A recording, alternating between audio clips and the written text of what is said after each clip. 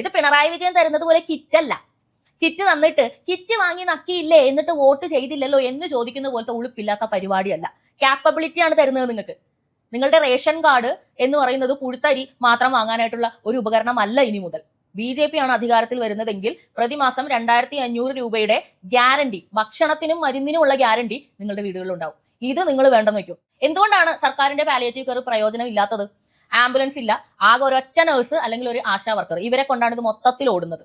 ഇവർക്ക് ആകെ കയ്യിലുള്ളത് പാരസിറ്റമോൾ പോലത്തെ ഗുളികകളും എന്തെങ്കിലും സ്റ്റിറോയിഡ് ഇഞ്ചക്ഷനുകളുമാണ്. അത് ഇവര് ഇനിഷ്യേറ്റീവ് എടുത്ത് പാവം തോന്നിയിട്ട് പലതും കൊണ്ടു തരുന്നതാണ്. ഡയപ്പറുകളോ അല്ലെങ്കിൽ ഈ യൂറിൻ ബാഗുകളോ അങ്ങനത്തെ യാതൊരു അസിസ്റ്റൻസും ലഭ്യമല്ല, ഒന്നും തന്നെ ഇല്ല.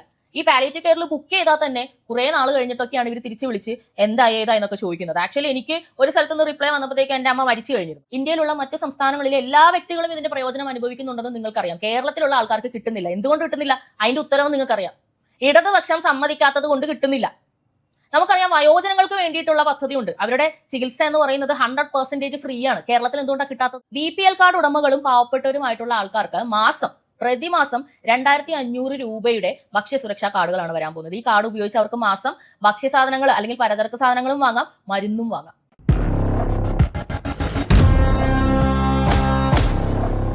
ഞാനിപ്പോ നിങ്ങൾക്ക് മുന്നിൽ അവതരിപ്പിക്കാൻ പോകുന്നത് ഭാരതീയ ജനതാ പാർട്ടിയുടെ പ്രകടന പത്രികയാണ്. എന്തുകൊണ്ടാണ് ഈ ഇലക്ഷനിൽ മറ്റ് രാഷ്ട്രീയ പാർട്ടികളുടെ ആരുടെയും പ്രകടന പത്രിക ചർച്ച ചെയ്യാതെ BJP NDAയുടെ മാത്രം ചർച്ച ചെയ്യുന്നത് എന്ന് ചോദിച്ചു കഴിഞ്ഞാൽ 100% നടപ്പിലാക്കാൻ സാധ്യതയുള്ളത്, അതായത് നടപ്പിലാക്കാൻ പറ്റുന്നതും ഓൾറെഡി ഇന്ത്യയിൽ പല സംസ്ഥാനങ്ങളിലായിട്ട് നടന്നുകൊണ്ടിരിക്കുന്നതുമായിട്ടുള്ള ഒരുപാട് കാര്യങ്ങൾ ഉൾപ്പെടുത്തിയിട്ടുള്ള ഒരേ ഒരു പ്രായോഗികമായ പ്രകടന പത്രിക അത് BJPയുടേതാണ് എന്നതാണ് കാരണം. നമുക്കതിന്റെ ഡീറ്റെയിലിംഗിലേക്ക് പോകുമ്പോഴത്തേക്ക് എന്തുകൊണ്ടാണ് ഞാൻ ഇത് പറയുന്നത് എന്ന് നിങ്ങൾക്ക് മനസ്സിലാവും. എനിക്കറിയാം എന്റെ വീഡിയോസ് കാണുന്ന ആളുകളെല്ലാം കുറച്ച് മുതിർന്ന ആൾക്കാരാണ്. 40 വയസ്സിന് മുകളിലുള്ള ആളുകളാണ് കൂടുതലും എന്നോട് സംസാരിക്കാറുള്ളതും എനിക്ക് മെസ്സേജ് ഒക്കെ അയച്ച്. നിങ്ങൾ നിങ്ങളുടെ ജീവിത കാലയളവിന്റെ ഉള്ളിൽ ഒരുപാട് രാഷ്ട്രീയ പാർട്ടികളെ കണ്ടിട്ടുണ്ടാവും. ഇടതും വലതുമാണ് ഇതുവരെ മാറി മാറി നമ്മളെ ഭരിച്ചത്. ഒരുപാട് പ്രകടന പത്രികകളും കണ്ടിട്ടുണ്ടാവും. ഇപ്പോഴും ഇടതും വലതും പുറത്തിറക്കിയ ഒട്ടും പ്രായോഗികമല്ലാത്ത 100% ബ്ലണ്ടർ ആയിട്ടുള്ള വെറും വാഗ്ദാനങ്ങൾ നിറഞ്ഞൊരു പ്രകടന പത്രിക നിങ്ങൾ കണ്ടും കഴിഞ്ഞു. ഇതൊന്ന് നോക്കുക, എന്നിട്ട് താരതമ്യം ചെയ്യുക. എന്തെങ്കിലും മാറ്റം വരാൻ സാധ്യതയുണ്ടോ എന്ന് വോട്ട് ചെയ്യും മുമ്പ് സ്വയം ഒന്ന് ചിന്തിക്കുക. നമുക്ക് ഡീറ്റെയിലിംഗിലേക്ക് പോകാം. ആദ്യത്തെ പോയിന്റ് ആയിട്ട് പറഞ്ഞിരിക്കുന്നത് കർഷകരെ എങ്ങനെ നമുക്ക് മുൻനിരയിലേക്ക് കൊണ്ടുവന്ന് കേരളത്തിലെ ഭക്ഷ്യക്ഷാമം ഇല്ലാതാക്കാന്നുള്ളതാണ്. ഇപ്പൊ നമുക്കറിയാം പഴങ്ങൾക്കും പച്ചക്കറികൾക്കും അരിക്കും ഒക്കെ ഭയങ്കരമായിട്ടുള്ള വിലയാണ്, നമ്മുടെ കയ്യിൽ നിൽക്കുന്നതല്ല അല്ലെ? എന്തുകൊണ്ടാണ് അങ്ങനെ? എന്തുകൊണ്ടാണെന്ന് വെച്ചാൽ ഇതെല്ലാം വരുന്നത് അന്യ സംസ്ഥാനത്ത് നിന്നാണ്. ഇവിടെ ഉൽപ്പാദിപ്പിക്കപ്പെടുന്നില്ല. എന്തുകൊണ്ട് ഉൽപ്പാദിക്കപ്പെടുന്നില്ല? കർഷകർ വലിയ രീതിയിലുള്ള പ്രതിസന്ധിയിലാണ്. കർഷകർക്ക് താങ്ങുവില വളരെ കുറവാണ് സർക്കാരിൽ നിന്ന് ലഭിക്കുന്നത്. വിളകൾക്ക് അധികം വിളകൾക്കും താങ്ങുവില ഇല്ലതാണ്. ഇനി കർഷകർക്ക് നെല്ലൊക്കെ സംഭരിച്ച് കൊണ്ടു കൊടുക്കുമ്പോൾ എങ്ങനെയാണ് പൈസ കിട്ടുന്നത്? പൈസ കിട്ടുന്നത് വളരെ ഫണ്ണി ആയിട്ടുള്ള ഒരു വെയിലാണ്. അതായത് ഈ നെല്ല് സംഭരിക്കുമ്പോഴത്തേക്ക് അതിന്റെ അളവ് നോക്കിയിട്ട് ഒരു റെസിപ്റ്റ് കൊടുക്കുന്നു. ആ റെസിപ്റ്റ് എടുത്ത് ബാങ്കിലേക്ക് ചെല്ലുന്നു. ബാങ്കിൽ നിന്നും അതിന്റെ തുക വായ്പയായി അനുവദിച്ച് ഇവർക്ക് നൽകുന്നു. ഈ വായ്പ തിരിച്ചടക്കേണ്ടത് ഗവൺമെന്റ് ആണ്. നമുക്കറിയാമല്ലോ, ഗവൺമെന്റിന്റെ കയ്യിൽ തിരിച്ചടക്കാൻ കാശില്ല. ഗവൺമെന്റ് പൈസ അടയ്ക്കുന്നില്ല. കർഷകന്റെ സിബല് പോകുന്നു. അയാൾക്ക് വീണ്ടും ഒരു വായ്പ എടുക്കാൻ പറ്റാത്ത രീതിയിലാകുന്നു. ഇതിന്റെ ക്യാഷ് ഒട്ട് കിട്ടിയില്ല, അത് കടവായിരിക്കുക. എന്തൊരവസ്ഥയാണെന്ന് നോക്കണം. എന്നാൽ BJP വാഗ്ദാനം നൽകുന്നത് താങ്ങുവില അധികമായി വർദ്ധിപ്പിക്കുമെന്നും അധികം വിളകൾക്കും താങ്ങുവില നൽകുമെന്നാണ്. അതുപോലെ ഞാൻ ഈ പറഞ്ഞ നൂലാമാല നിറഞ്ഞ പ്രോസസ്സില്ലേ, കർഷകരെ ആത്മഹത്യ ചെയ്യിപ്പിക്കുന്ന പ്രോസസ്സ്, അത് അങ്ങനെ തന്നെ എടുത്തു മാറ്റുകയാണ്. എന്നിട്ട് കർഷകൻ തന്റെ നെല്ല് കൊടുക്കുമ്പോഴത്തേക്ക് അപ്പോൾ തന്നെ അളന്നു തൂക്കി അതിന്റെ എമൗണ്ട് കർഷകന്റെ ബാങ്ക് അക്കൗണ്ടിലേക്ക് നേരിട്ട് വരുന്ന രീതിയിലാണ് BJP പരിഷ്കരിക്കാൻ പോകുന്നത്. ഇത് പ്രായോഗികമാണോ? തീർച്ചയായും പ്രായോഗികമാണ്. BJP ഭരിക്കുന്ന സ്റ്റേറ്റുകളിൽ ഓൾറെഡി ഇതിങ്ങനെ തന്നെയാണ് നടക്കുന്നത്. എന്തുകൊണ്ട് കേരളത്തിൽ ഇതുവരെ നടന്നില്ല? കേരളത്തിൽ ഇതുവരെ BJP ഭരിച്ചിരുന്നില്ല. അടുത്തതായി വാഗ്ദാനം ചെയ്യുന്നത് കോൾഡ് സ്റ്റോറേജ് ആണ്. അതായത് കർഷകർക്ക് നമുക്കറിയാം അവരുടെ ഉൽപ്പന്നങ്ങൾ ഒരു നിശ്ചിത സമയം കഴിഞ്ഞു കഴിഞ്ഞാൽ കേടായി പോകും. അതാണ് അവരുടെ ഏറ്റവും വലിയ ദൗർബല്യം. അതിനൊരു പരിഹാരമാണ് ഭാരതീയ ജനതാ പാർട്ടി വാഗ്ദാനം ചെയ്യുന്നത്. അവരുടെ ഉൽപ്പന്നങ്ങൾ കേട് കൂടാതെ ഓഫ് സീസണിലും യൂസ് ചെയ്യാൻ പറ്റുന്ന രീതിയിൽ അവൈലബിൾ ആകുന്നതിന് വേണ്ടി സൂക്ഷിച്ചു വെക്കാനുള്ള സംവിധാനം സംസ്ഥാനത്തുടനീളം ഒരുക്കുമെന്നുള്ളതാണ്. ഇതും ഓൾറെഡി പല പല സംസ്ഥാനങ്ങളിലായിട്ട് ഭാരതീയ ജനതാ പാർട്ടി നടപ്പിലാക്കിക്കൊണ്ടിരിക്കുന്ന അല്ലെങ്കിൽ നടന്നുകൊണ്ടിരിക്കുന്ന ഒരു സംഗതിയാണ്.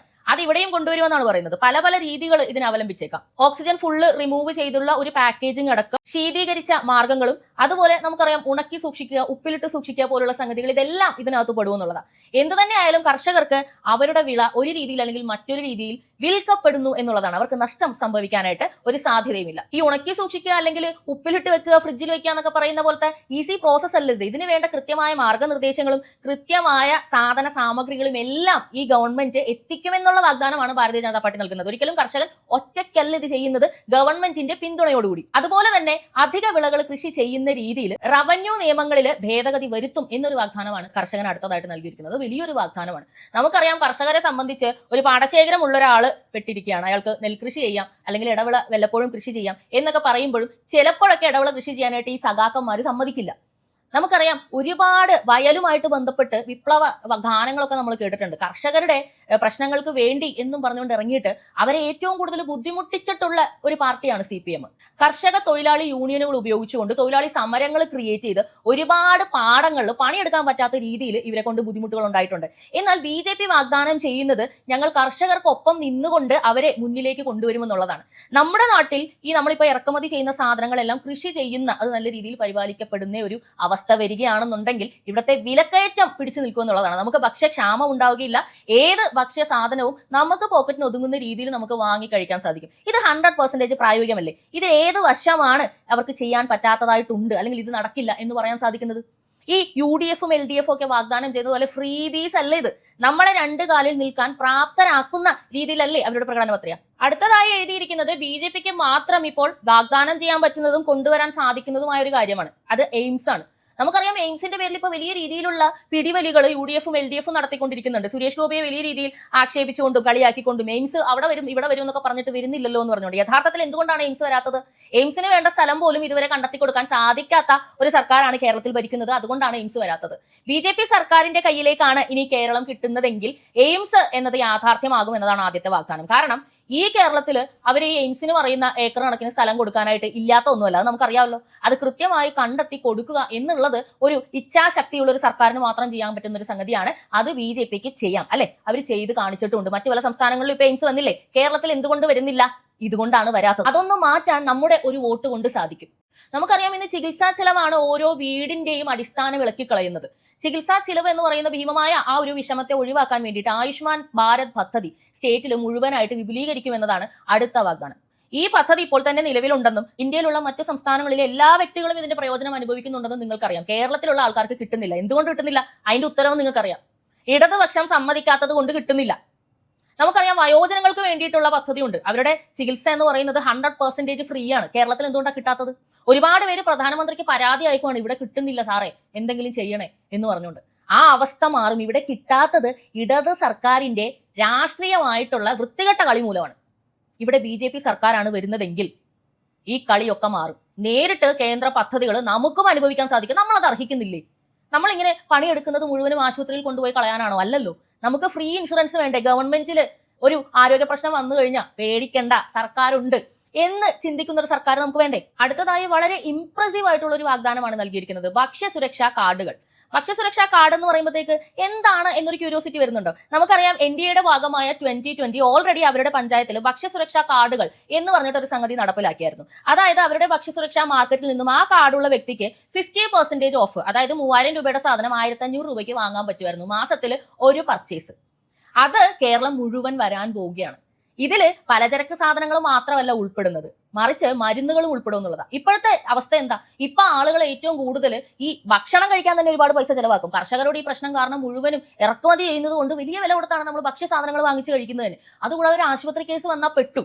കാരുണ്യ പദ്ധതി ഒന്നും കിട്ടാനില്ല. കാരുണ്യയിൽ പൈസ കൊടുക്കാനുള്ളത് കൊണ്ട് കാരുണ്യ പദ്ധതിയുടെ ഭാഗമായിട്ട് ആശുപത്രിയിൽ നിന്ന് പോകുന്നതിന് ശേഷമുള്ള മരുന്നുകൾ നമുക്ക് വാങ്ങാൻ സാധിക്കും. അതും കിട്ടുന്നില്ല. ഇതൊക്കെ മാറും. BPL കാർഡ് ഉടമകളും പാവപ്പെട്ടവരുമായിട്ടുള്ള ആൾക്കാർക്ക് പ്രതിമാസം 2500 രൂപയുടെ ഭക്ഷ്യസുരക്ഷാ കാർഡുകളാണ് വരാൻ പോകുന്നത്. ഈ കാർഡ് ഉപയോഗിച്ച് അവർക്ക് മാസം ഭക്ഷ്യസാധനങ്ങൾ അല്ലെങ്കിൽ പലചരക്ക് സാധനങ്ങളും വാങ്ങാം, മരുന്നും വാങ്ങാം. ഇത് സ്ത്രീകളുടെ പേരിലാണ് വരാൻ പോകുന്നതെന്ന് ആലോചിക്കണം. അതായത് റേഷൻ കാർഡ് ബേസ് ചെയ്തിട്ടാണ്. ഒരു സ്ത്രീ ശാക്തീകരണം കൂടെയാണ്.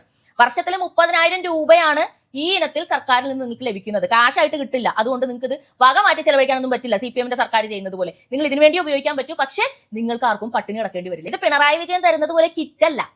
കിറ്റ് തന്നിട്ട് കിറ്റ് വാങ്ങി നക്കിയില്ലേ എന്നിട്ട് വോട്ട് ചെയ്തില്ലല്ലോ എന്ന് ചോദിക്കുന്ന പോലത്തെ ഉളുപ്പില്ലാത്ത പരിപാടിയല്ല. ക്യാപ്പബിലിറ്റിയാണ് തരുന്നത് നിങ്ങൾക്ക്. നിങ്ങളുടെ റേഷൻ കാർഡ് എന്ന് പറയുന്നത് പുഴുത്തരി മാത്രം വാങ്ങാനായിട്ടുള്ള ഒരു ഉപകരണമല്ല. ഇനി മുതൽ BJP ആണ് അധികാരത്തിൽ വരുന്നതെങ്കിൽ പ്രതിമാസം 2500 രൂപയുടെ ഗ്യാരണ്ടി, ഭക്ഷണത്തിനും മരുന്നിനുമുള്ള ഗ്യാരണ്ടി നിങ്ങളുടെ വീടുകളിൽ ഉണ്ടാവും. ഇത് നിങ്ങൾ വേണ്ടെന്ന് വെക്കും. അടുത്തതായി നിങ്ങളുടെ വീട്ടിലേക്ക് എത്തുന്ന മൊബൈൽ ആശുപത്രികൾ എന്നതാണ് വാഗ്ദാനം. മൊബൈൽ ആശുപത്രികൾ എന്ന് പറയുമ്പോൾ നിങ്ങളുടെ മനസ്സിലേക്ക് വരുന്നത് എന്താണ്? വീട്ടിലൊരു ഡോക്ടർ വരിക എന്ന് പറഞ്ഞാൽ അത് എത്രത്തോളം ചിലവുള്ള സംഗതിയാണെന്ന് നിങ്ങൾക്ക് ഊഹിക്കാൻ കഴിയും അല്ലേ? ഇപ്പോൾ സർക്കാരിന്റെ ഒരു പാലിയേറ്റീവ് കെയർ എന്ന് പറഞ്ഞൊരു സംവിധാനമുണ്ട്. ഞാൻ പുച്ഛിക്കുകയല്ല കേട്ടോ. എന്റെ അമ്മ ക്യാൻസർ വന്ന് കിടന്ന സമയത്ത് പാലിയേറ്റീവ് കെയറിൽ നിന്നും ഞാൻ കെയർ എടുത്തിരുന്നു. ആ കെയർ കൊണ്ട് യാതൊരു പ്രയോജനവും ഇല്ലാത്തത് കൊണ്ട് എനിക്ക് പ്രൈവറ്റിൽ നിന്നും കൂടി എടുക്കേണ്ടി വന്നു. പ്രൈവറ്റ് വലിയ ചിലവേറിയതാണ്. എന്തുകൊണ്ടാണ് സർക്കാരിന്റെ പാലിയേറ്റീവ് കെയർ പ്രയോജനം ഇല്ലാത്തത്? ആംബുലൻസ് ഇല്ല, ആകെ ഒരൊറ്റ നഴ്സ് അല്ലെങ്കിൽ ഒരു ആശാ വർക്കർ, ഇവരെ കൊണ്ടാണ് ഇത് മൊത്തത്തിൽ ഓടുന്നത്. ഇവർക്ക് ആകെ കയ്യിലുള്ളത് പാരസിറ്റമോൾ പോലത്തെ ഗുളികകളും എന്തെങ്കിലും സ്റ്റിറോയിഡ് ഇഞ്ചക്ഷനുകളുമാണ്. അത് ഇവര് ഇനിഷ്യേറ്റീവ് എടുത്ത് പാവം തോന്നിയിട്ട് പലതും കൊണ്ടു തരുന്നതാണ്. ഡയപ്പറുകളോ അല്ലെങ്കിൽ ഈ യൂറിൻ ബാഗുകളോ അങ്ങനത്തെ യാതൊരു അസിസ്റ്റൻസും ലഭ്യമല്ല, ഒന്നും തന്നെ ഇല്ല.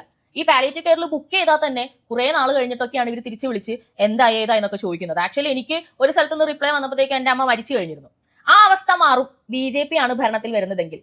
BJP വാഗ്ദാനം ചെയ്യുന്നത് ഓരോ മുനിസിപ്പാലിറ്റിക്കും ഓരോ പഞ്ചായത്തിനും ഓരോ കോർപ്പറേഷനുകൾക്കും ഓരോ മൊബൈൽ ആശുപത്രി എന്നുള്ളതാണ്. അതില് പരിചയസമ്പന്നനായ ഒരു ഡോക്ടർ ഉണ്ടാവും, കൂടെ ഒരു നഴ്സ് ഉണ്ടാവും, ജീവൻ രക്ഷാ മരുന്നുകൾ ഉണ്ടാവും, അടിസ്ഥാനപരമായിട്ട് പരിശോധിക്കാനായിട്ടുള്ള ഉപകരണങ്ങൾ ഉണ്ടാവും, അതുപോലെ ലാബിലേക്ക് രോഗിനെ കൊണ്ടുപോകാതെ സാമ്പിളുകൾ ശേഖരിച്ച് കൊണ്ടുപോകാനായിട്ടുള്ള സംവിധാനവും ഉണ്ടാവും. ഇതുകൊണ്ട് ഒരുപാട് പ്രയോജനങ്ങൾ ഉണ്ടാവും. നമുക്കറിയാം ഇപ്പോൾ ഒരുപാട് വയോധികരായിട്ടുള്ള ആളുകൾ വീടുകളിൽ കിടപ്പുണ്ട്. അപ്പൊ അവരെ ഹോസ്പിറ്റലിൽ കൊണ്ടുപോയി ഡോക്ടറെ കാണിക്കുക എന്ന് പറയുന്നത് അവർക്ക് ഭയങ്കര ബുദ്ധിമുട്ടുള്ള ഒരു സംഗതിയാണ്. അവരെ വീട്ടിലേക്ക് വന്ന് ഡോക്ടർ നോക്കുന്ന സംവിധാനമാണ് 2026 വരേണ്ടത്. അത് കൊണ്ടുവരാൻ ഭാരതീയ ജനതാ പാർട്ടിക്ക് മാത്രമേ സാധിക്കുകയുള്ളൂ. ഈ കട്ട് മുടിച്ചിരിക്കുന്ന സർക്കാർ, ഇപ്പോഴേ പാലിയേറ്റീവ് കെയർ കുഴിയിലേക്കാക്കി വെച്ചിരിക്കുന്ന സർക്കാർ ഇത് വല്ലതും കൊണ്ടുവരുമെന്ന് നിങ്ങൾ പ്രതീക്ഷിക്കുന്നുണ്ടോ? ഒരു മാറ്റം NDAക്കൊപ്പം നിന്നാൽ കേരളം മാറും എന്നൊരു വാഗ്ദാനമാണ് അവർ നൽകുന്നത്. വലിയൊരു മാറ്റമായിരിക്കും ഇതിലൂടെ നമുക്ക് വരാൻ പോകുന്നത്. മനസ്സമാധാനത്തിന്റെ കാര്യം ഒന്ന് ആലോചിച്ച് നോക്കിയാൽ നമ്മുടെ പ്രിയപ്പെട്ട മാതാപിതാക്കൾ ഇങ്ങനത്തെ അവസ്ഥയിലൊക്കെ ഇരിക്കുന്ന സമയത്ത് അവരുടെ കാലിലൊക്കെ ഒരു മുറിവ് വന്നാൽ പോലും നമ്മൾ പലപ്പോഴും അത് ശ്രദ്ധിക്കാറില്ല. അങ്ങനെയാണ് അത് പ്രമേഹമായിട്ടൊക്കെ മാറി വലിയ പ്രശ്നങ്ങളാവുന്നത്. ഇങ്ങനെ ഒരു സംവിധാനം ഉണ്ടെന്നുണ്ടെങ്കിൽ പ്രോപ്പറായിട്ട് ഓരോ വീടുകളിലും എന്താണ് നടക്കുന്നത്? പണ്ട് ഇതൊക്കെ നോക്കിക്കൊണ്ടിരുന്നത് ആശാവർക്കർമാരാണ്. നമുക്കറിയാം അവരുടെ ഗതി എന്താണ്. പിണറായി വിജയൻ സർക്കാർ അവരെ എങ്ങനെ ആക്കിയെന്ന്. അതൊക്കെ മാറും NDA ആണ് വരുന്നതെന്നുണ്ടെങ്കിൽ. ഓൾറെഡി NDA ആശാ വർക്കർമാർക്ക് പ്രയോജനപ്രദമായിട്ട് ഒരുപാട് കാര്യങ്ങൾ ചെയ്തു കഴിഞ്ഞു. കേന്ദ്രത്തിൽ കൂട്ടേണ്ടത് കൂട്ടിക്കഴിഞ്ഞു. സുരേഷ് ഗോപി പറഞ്ഞ വാഗ്ദാനങ്ങളെല്ലാം പാലിച്ചു കഴിഞ്ഞു. അപ്പൊ നമുക്കറിയാം BJP ഒരു കാര്യം പറഞ്ഞിട്ടുണ്ടെങ്കിൽ അത് ചെയ്തിരിക്കും എന്നുള്ളത്. അപ്പൊ ഇത് വിശ്വസിക്കാമല്ലോ. ഇപ്പൊ നിങ്ങളുടെ വീട്ടിലേക്ക് ഹോസ്പിറ്റൽ വരും എന്ന് പറഞ്ഞില്ലേ, ഇനി ആംബുലൻസും വരും. അതാണ് NDA അടുത്തതായിട്ട് പറഞ്ഞിരിക്കുന്ന വാഗ്ദാനം. ഇതുപോലെ തന്നെ ഓരോ ബ്ലോക്ക് പഞ്ചായത്തിനും കോർപ്പറേഷനും അതുപോലെ മുനിസിപ്പാലിറ്റിക്കും 24 മണിക്കൂറും പ്രവർത്തിക്കുന്ന പൂർണ്ണ സജ്ജമായ ആംബുലൻസ്. പൂർണ്ണ സജ്ജം എന്ന് പറയുമ്പോഴത്തേക്ക് ഹാർട്ട് അറ്റാക്ക് വരുന്നവർ, അതുപോലെ അടിയന്തര സഹായം വേണ്ട ആൾക്കാർക്ക് ഹോസ്പിറ്റൽ എത്തുന്നത് വരെ പിടിച്ചു നിൽക്കാനുള്ള അടിയന്തര സഹായം നൽകാനായിട്ട് എല്ലാ സംവിധാനങ്ങളും ഉള്ള ICU ആംബുലൻസ് ആണ് അവർ പ്രൊവൈഡ് ചെയ്യുമെന്ന് പറയുന്നത്. നമുക്കറിയാം ഇന്ന് ഒരു ICU ആംബുലൻസ് വിളിക്കണം എന്നുണ്ടെങ്കിൽ കുറഞ്ഞത് ഒരു 3000 രൂപ കൊടുക്കണം. 108 വിളിച്ചാൽ വരുമോ ഇല്ല എന്നുള്ളത് നിങ്ങൾക്ക് അറിയാമല്ലോ അല്ലെ? അപ്പൊ ഇതൊക്കെ മാറും NDA വന്നാൽ. ഈ വാഗ്ദാനം ഇവർ തരുമ്പോഴത്തേക്ക് ഇവർക്ക് ഇത് പാലിക്കാൻ പറ്റുമോ എന്ന് നിങ്ങൾക്ക് തോന്നുന്നുണ്ടോ? നിങ്ങൾ CPMന്റെ കാര്യം ആലോചിച്ച് നോക്കൂ. CPMന്റെ കയ്യിൽ ഫണ്ട് ഉണ്ടോ? സർക്കാരിന്റെ കയ്യിൽ ഫണ്ടില്ല, ഞങ്ങളുടെ കയ്യിൽ കാശില്ല എന്ന് പറഞ്ഞുകൊണ്ട് നടക്കുന്നതും ഈ ഹോർഡിംഗ് മുഴുവനും കേരളത്തിന്റെ ഈ അറ്റം മുതൽ ആ അറ്റം വരെ വെക്കുന്നതും CPMന്റെ സർക്കാർ തന്നെയാണ്. ഈ UDFന്റെ കാര്യം നോക്കാം. DK ശിവകുമാർ കർണാടകത്തിൽ നിന്ന് എന്തെങ്കിലും കൊണ്ട് തന്നാലാണ് ഇലക്ഷൻ വരെ അവർക്ക് നടത്താൻ പറ്റുക. അത്രയ്ക്ക് പാപ്പരാണ് അവരുടെ അവസ്ഥ. UDFന്റെ കയ്യിൽ കാശില്ല, കോൺഗ്രസിന്റെ കയ്യിൽ കാശില്ല എന്ന് വേണുഗോപാലും സതീശനും ഒക്കെ മാറി പറഞ്ഞു കഴിഞ്ഞു. ഇവര് ഭരണത്തിൽ കയറിയ KSRTCയിൽ ഫ്രീ ആയിട്ട് ഓടാൻ പറ്റും, റബ്ബറിന്റെ താങ്ങുവില 300 ആക്കുന്നൊക്കെ ഇതൊന്നും പ്രായോഗികമല്ല. നമുക്കറിയാം ആസിയാൻ കരാർ നിലവിലുള്ള കാലത്തോളം റബ്ബറിന്റെ താങ്ങുവില 300 ആക്കുക എന്ന് പറയുന്നത് നടക്കാത്ത കാര്യമാണ്. അതുപോലെ തന്നെ ഈ ഫ്രീ വീസ കൊടുക്കാൻ ഇവർക്ക് KSRTCയിൽ കയറി ഇപ്പൊ ടിക്കറ്റ് എടുത്ത് പോകാനായിട്ടുള്ള കാശില്ലാത്ത ആൾക്കാർ നാളെ ഭരണത്തിൽ കയറി കഴിഞ്ഞാൽ നമുക്ക് ഫ്രീ ആയിട്ട് യാത്ര ചെയ്യാനായിട്ടുള്ള സംവിധാനം ഒരുക്കുമെന്നൊക്കെയുള്ള നുണകളാണ് പടച്ചുവിടുന്നത്. എന്നാൽ BJPക്ക് ഫണ്ടുണ്ട്.